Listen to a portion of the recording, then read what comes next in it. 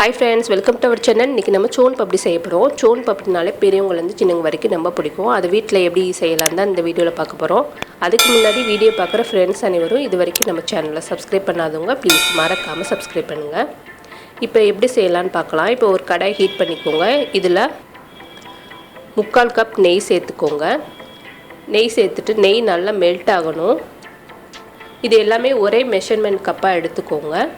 இப்போ நெய் நல்லா மெல்ட் ஆக ஆரம்பிச்சிருச்சு. இந்த டயத்தில் 1 கப் கடலை மாவு சேர்த்துக்கோங்க. இதே கப்பில் தான் நான் 3/4 கப் நெய் சேர்த்துருக்கேன். இது வந்து கரெக்டான பதமாக இருக்கும். நம்ம எல்லாமே ஒரே மெஷர்மெண்ட்டு கப்பாக எடுத்துட்டோம்னா நம்மளுக்கு சோன் பப்டி கரெக்டான பதத்துக்கு கிடைக்கும். இப்போ கொஞ்சம் கொஞ்சமாக கடலை மாவு சேர்த்துட்டு நல்லா மிக்ஸ் பண்ணிக்கோங்க.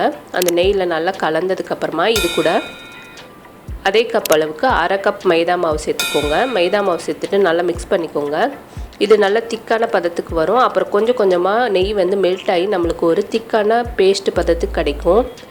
கைவிடாமல் கலந்து விடணும். அடுப்பை வந்து சிம்லேயே வச்சு கைவிடாமல் கலந்துக்கிட்டே வரும்போது அந்த நெய் நல்லா மெல்ட் ஆகி நம்மளுக்கு நல்ல ஒரு ஃப்ளேவர் வரும். கடலை மாவோட ஃப்ளேவர் கலரும் கொஞ்சம் சேஞ்ச் ஆகி நம்மளுக்கு ஒரு திக்கான பேஸ்ட் பதத்துக்கு கிடச்சிருக்கு.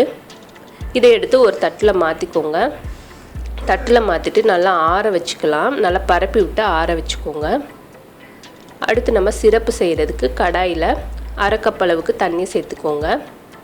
தண்ணி சேர்த்துட்டு நம்ம எந்த கப்பில் கடலை மாவு எடுத்தோமோ அதே கப் அளவுக்கு 1 கப் சுகர் சேர்த்துக்கோங்க. சுகர் சேர்த்துட்டு நல்லா அது கொதித்து வந்து நல்லா பபிள்ஸ் வரணும். அந்தளவுக்கு அடுப்பை வந்து ஹை ஃப்ளேமில் வச்சு கிண்டி விட்டு வரும்போது நம்மளுக்கு நல்லா கொதித்து பபிள்ஸ் வர ஆரம்பிக்கும். இந்த டயத்தில் வந்து அடுப்பை வந்து சிம்மில் வச்சுக்கோங்க. சிம்மில் வச்சுட்டு இது கூட 1/2 லெமன் வந்து சீட்ஸ் எல்லாம் ரிமூவ் பண்ணிவிட்டு சாறை மட்டும் எடுத்துக்கிற போகிறோம்.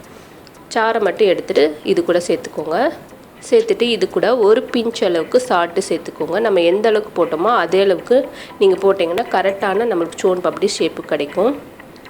இப்போ நல்லா கலர் வந்து சேஞ்ச் ஆகி நல்லா கோல்டன் கலர் வந்து நல்லா திக்கான பதத்துக்கு வந்துடுச்சு. இதை தண்ணியில் போட்டு பார்த்திங்கன்னா நம்ம கையில் எடுக்கும்போது ஒரு குட்டி பால்ஸ் எப்படி இருக்குமோ அதே பதத்துக்கு வரும். நம்ம உருட்டி பார்த்திங்கன்னா ஒரு குட்டி பால் எப்படி உருட்ட வரணுமோ அந்தளவுக்கு இருக்கும்.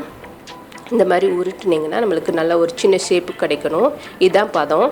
இந்த டயத்தில் அடுப்புலேருந்து இறக்கிட்டு ஒரு தட்டில் நெய் இல்லைன்னா எண்ணெய் தடவிக்கோங்க. தடவிட்டு நம்ம கொதிக்க வச்ச சிரப்பை வந்து இது கூட சேர்த்துக்கோங்க. இப்போ சேர்த்துட்டு கொஞ்சம் ஆற வச்சுக்கலாம். கொஞ்சம் சூடு இருக்கும்போதே நல்லா மடித்து விட்டுக்கோங்க. அப்போ தான் நம்மளுக்கு கரெக்டாக செட் ஆகி வரும். இப்போ இந்த மாதிரி எல்லா கார்னரையும் மடிச்சுட்டு ஒரு அளவுக்கு செட் பண்ணிக்கலாம்.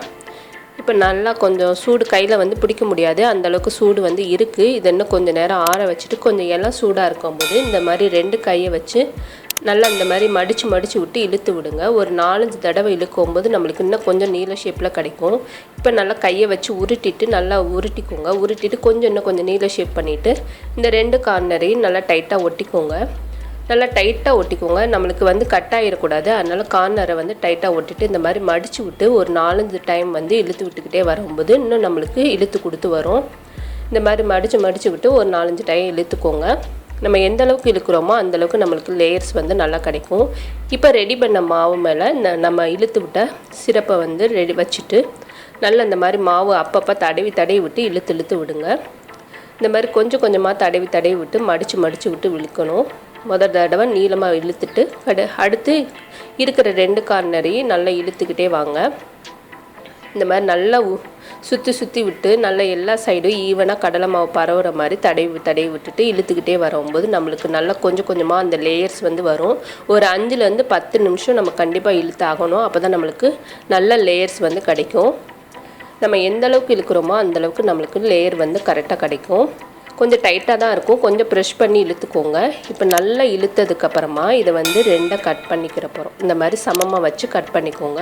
நம்மளுக்கு ஒரு சூப்பரான சோன் பப்டி லேயர்ஸ் வந்து ரெடி ஆயிடுச்சு. இதை வந்து தனியாக பிரிச்சுட்டு கட்டிலாம் இல்லாமல் லேயர்ஸை மட்டும் தனியாக எடுத்து ஒரு தட்டில் வந்து வச்சுக்கோங்க. நல்லா பிரித்து விட்டு தனியாக ஒரு தட்டில் ரெடி பண்ணி வச்சிட்டிங்கன்னா அடுத்து நம்ம செட் பண்ணுறதுக்கு கொஞ்சம் ஈஸியாக இருக்கும். இப்போ இதே மாதிரி இன்னொரு தட்டில் லேயர்ஸை வந்து நீல ஷேப்பில் இந்த மாதிரி பரப்பி விட்டுக்கோங்க. எந்த ஒரு கட்டியும் இல்லாமல் லேயர்ஸை மட்டும் தனியாக எடுத்து பரப்பி விடுங்க. கட்டிலாம் தனியாக எடுத்து வச்சிடலாம். இப்போ இதே மாதிரி நல்ல லேயராக இழுத்துட்டு சமப்படுத்திட்டு ஒரு கரண்டியை வச்சு லைட்டாக மட்டும் ப்ரெஷ் பண்ணி கொடுங்க. ரொம்ப அழுத்தம் கொடுத்துடக்கூடாது. அப்புறம் நம்மளுக்கு லேயர்ஸ் வந்து கரெக்டான ஷேப்பு கிடைக்காது. உங்களுக்கு ஏலக்காய் ஃப்ளேவர் பிடிக்கும்னா இந்த ஜீரா செய்யும்போது ஏலக்காய் சேர்த்து செஞ்சிங்கன்னா இன்னும் கொஞ்சம் நல்லா ஃப்ளேவராக இருக்கும். இப்போ நல்லா கட் பண்ணியாச்சு. இது வந்து கட் பண்ணுற கொஞ்சம் சிரமம், இருந்தாலும் கொஞ்சம் டைட் பண்ணிவிட்டு கொஞ்சம் ப்ரெஷ் பண்ணி கட் பண்ணிக்கோங்க. இதுக்கு மேலே கொஞ்சம் பாதாம் பிஸ்தா தூவிட்டு இதை வந்து கொஞ்சம் நேரம் அப்படியே வச்சிடலாம். நம்மளோட சூப்பரான சோன் பப்படி ரெடி ஆயிரும். இது கொஞ்ச நாள் வச்சு சாப்பிட்டிங்கன்னா பட்டர் பேப்பர் போட்டுட்டு நீங்கள் மூடி வச்சிட்டிங்கன்னா நல்லா கொஞ்ச நாள் வச்சு சாப்பிட்றதுக்கு நல்லாயிருக்கும். இப்போ லேயரான சோன் பப்படி ரெடி ஆகிடுச்சு. தீபாவளிக்கு இதே போல் ட்ரை பண்ணி பாருங்கள். இந்த வீடியோ உங்களுக்கு பிடிச்சிருந்துச்சுன்னா லைக் பண்ணுங்கள். மறக்காமல் நம்மளோட சேனலுக்கு சப்ஸ்கிரைப் பண்ணுங்கள். தேங்க்யூ.